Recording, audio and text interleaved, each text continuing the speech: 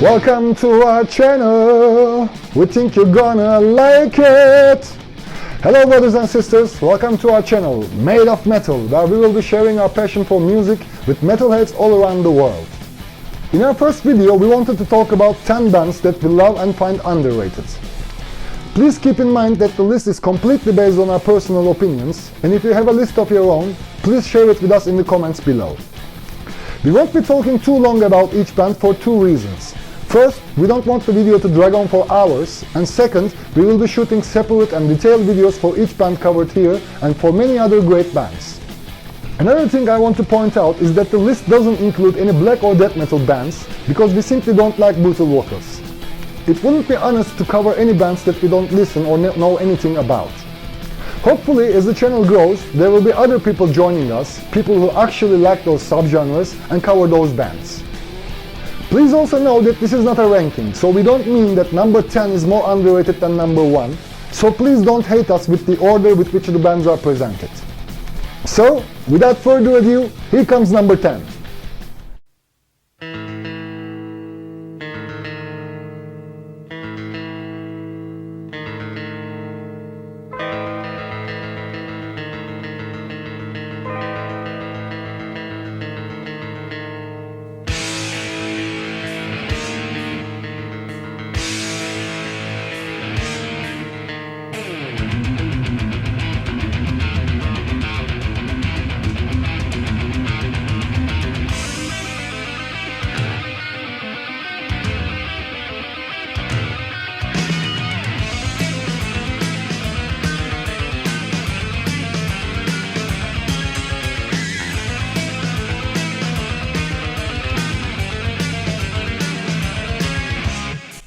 The first band in our list is Jeff Waters' brainchild, Annihilator.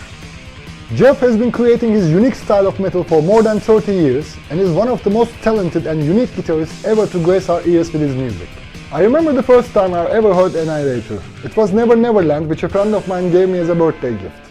In that first moment, I remember thinking this is something else, and today, almost 30 years later, I still think that there are very few bands that deserve to be called unique than Annihilator. Their first two albums, Alice in Hell and Never Neverland, are two of the most tasteful metal albums ever made, and I believe that Annihilator deserves a lot more credit than they are given. With that, let's move on to our next band, number 9.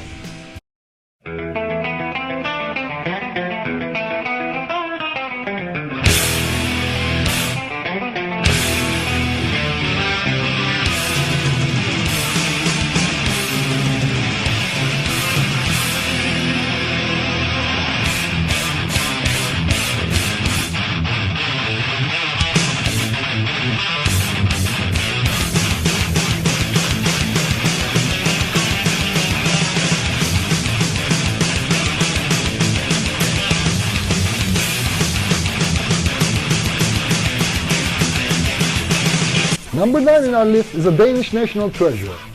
The Stutzer brothers and Flemming Rønstoff make Artillery a very special band with their wonderful guitar works and unique vocals.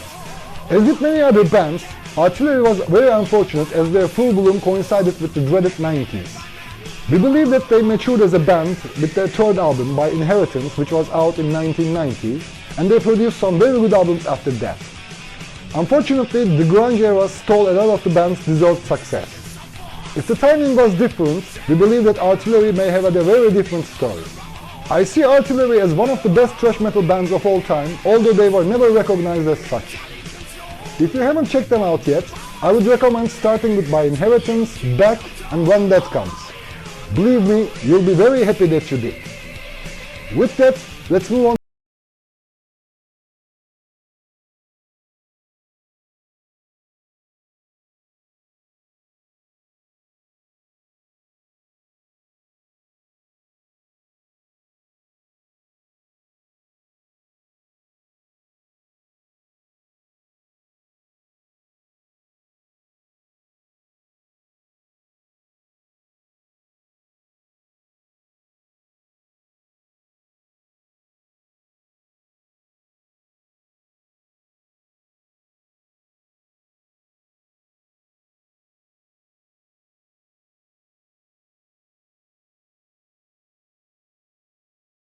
number 8 we have Metal Church, a tasty blend of heavy and thrash metal. Metal Church has been around since the 80s and produced 12 albums in almost 40 years. Despite many lineup changes and the strange ins and outs of Kurt Vanderhoof, who is the founder of the band and the writer of many of their songs, the band provided us with one good album after another through the years. They also had two outstanding vocalists in the late David Wayne and Mike Hall. From their groundbreaking debut to our favorite, Blessing in Disguise, and to their work in the last 10 years, Metal Church offered us a lot of good albums and definitely deserves to be recognized as one of the biggest metal bands ever. With that, let's move on to our next band, number 7.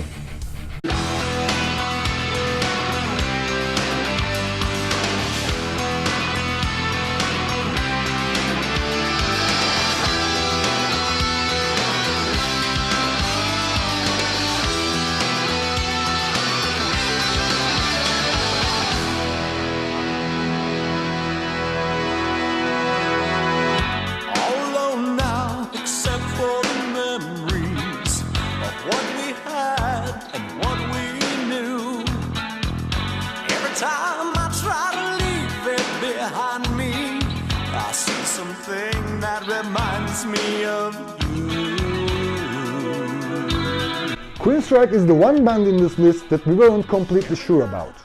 We argued whether or not they were really underrated, since they had a lot of success and recognition back in the day. But in the end, we thought that in a world where everyone listened to good music, a masterpiece like Operation Mindcrime would sell tens of millions, and decided to include Queensryche in the list. The original lineup with Chris Degano and Geoff Tate created some of the best metal albums of all time, including The Warning and Operation Mindcrime.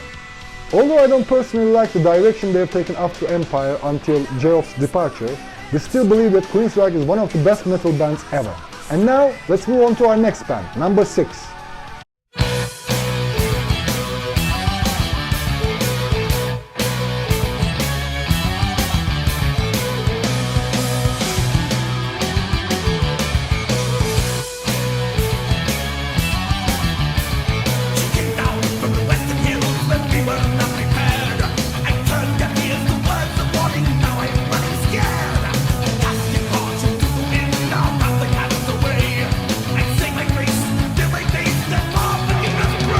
Although we said that this is not a ranking, and although they appear at number 6, if there is one band in this list that is more underrated than the others, that band would be Skyclad. I've been a fan of Martin Walker since his days in Savatage. He's not only a musician, but a poet and a modern-day bard, if you will. He is also one of the best lyricists I've ever seen in heavy metal or in any other genre for that matter. Skyclad's unique music, the prominent role given to the violin, the wonderful guitar works, and Martin's impeccable lyrics make for a very special band that never got the recognition or financial success it deserved. Although the band produced a couple of good albums after Martin's departure, I still believe that such a talented musician quitting what is doing best for financial problems is a shame. I remember an interview where Martin said he couldn't buy Christmas gifts for his family, and if this doesn't show how he never got rewarded for his outstanding music, I don't know what will. If you never listened to Skyclad, I'd say you are missing a lot, and I definitely recommend that you check them out. With that, let's move on to our next band, number 5.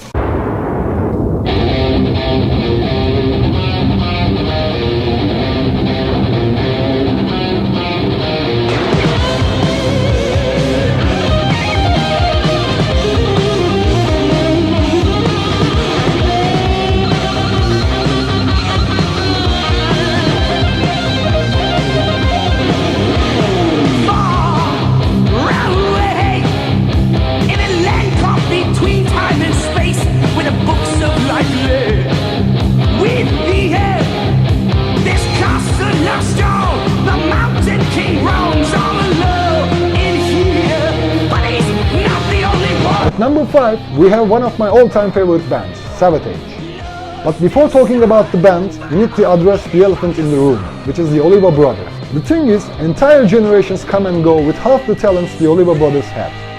Chris Oliva was one of the best metal guitarists I've ever had the pleasure to listen to. Don't get me wrong here, there may be better guitarists out there in terms of speed and technique and etc. But the emotions Chris conveyed with his solos and riffs is unmatched in my opinion. And his death was a tragic loss that made the world a darker place. And then we have John Oliva, one of the most talented musicians and songwriters I've ever known. Like his late brother Chris, John may not have the best vocals out there, but his delivery and emotion is out of this world. As a band that opened musical frontiers, Savatage never got the recognition or financial success they deserve, and we all know how that story has ended. Although I don't personally like the whole TSO business, I really can't say I blame them. John Oliver himself said many times that TSO sold millions of albums and got the financial success Savatage never had. And to be honest, we would all do the same if we were given the chance. But losing such a legendary band is still a big shame for all of us. On that rather sad note, let's move to our next band, number 4.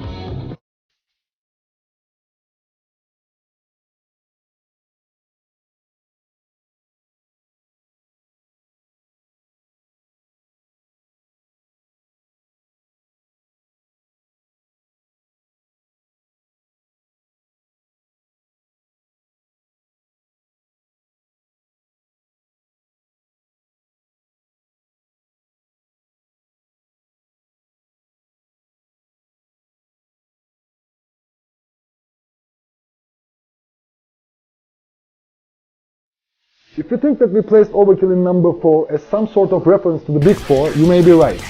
Seriously, I still wonder who came up with the Big Four and decided to leave Overkill out of it. Bobby Blitz, Didi Varney and Co. produced some of the best thrash metal albums of all time, and today, almost 40 years later, are still not slowing down.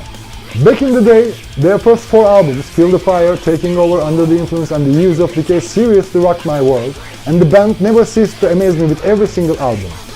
They even upped their games in these last 10 years with some excellent albums like The Electric Age. If anyone thinks that creating 20 good albums in almost 40 years is an easy feat, I would challenge them to create a single album in the vein of The Years of Decay or The Electric Age. These guys are literally the Benjamin Button of heavy metal with their seemingly never-ending energy, and I admire and salute them for that too. Now, let's keep on bashing whoever came up with the Big Four with another underrated thrash band. Number 3.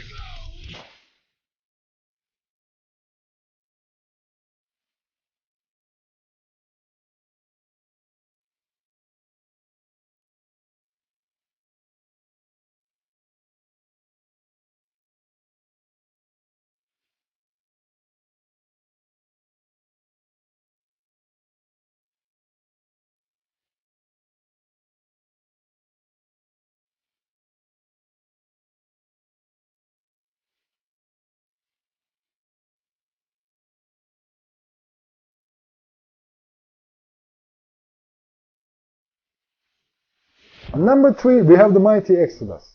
I can never forget the moment I heard the first notes of Impact is Imminent. By the time it took me to say what the hell is going on here, I was already out running to the music store to get my hands on their other albums. It's been 30 plus years since that day, and their relentless riffs and Steve Souza's crazy vocals still make me headbang till I'm sore in the neck. And considering that they are seen as one of the first thrash bands in Tampa where everything kind of started, it's not surprising at all. Like many other underrated thrash bands, every time I hear the words Big Four, I hear Steve Souza saying in my mind, "Fuck you, we invented this shit guys, so please step aside and make way." So yes, Exodus are definitely underrated thrash giants. And with that, let's move on to our next band, number 2.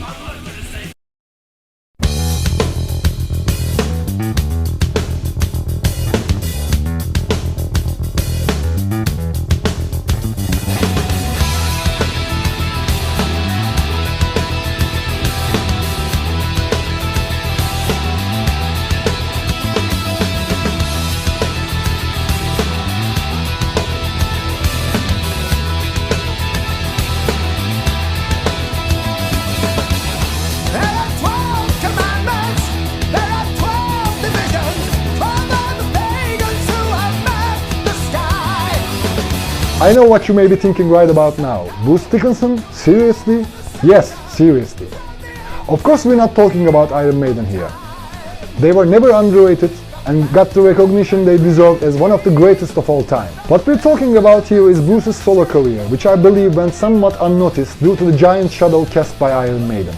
Bruce created 6 albums in his solo career, and I believe that the ones he did with Tribe of Gypsies are wonderful albums that deserve a lot of recognition. He worked with a wonderful guitarist, Roy Z, and the riffs and solos he offered were on par with Maiden's own. To this day, I still believe that the guitar solo in The Tears of a Dragon is one of the most wonderful guitar solos I've ever listened to in my entire life.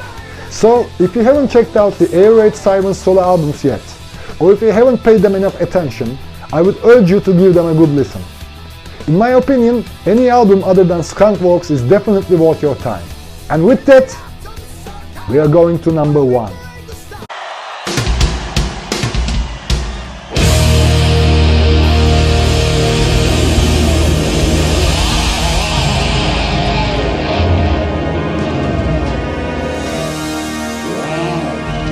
Well, it's on and on. It goes on and on. And it's heaven and hell.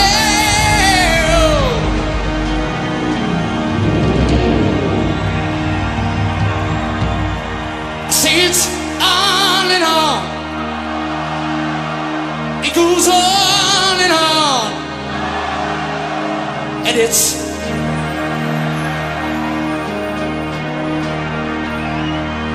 sing it on and on.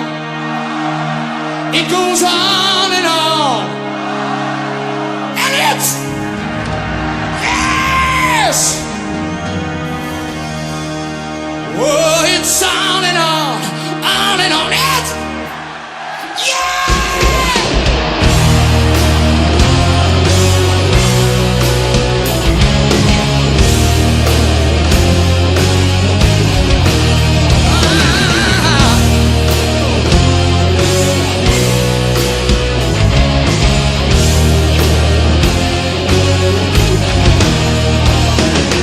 You may be surprised, even shocked, to see the man crowned the god of heavy metal on this list. But there is a very simple explanation for that. See, we simply believe that no amount of appreciation can ever be enough for Ronnie James Dio, and he is underrated by default. The thing is, there are people who are very talented and very good at what they are doing.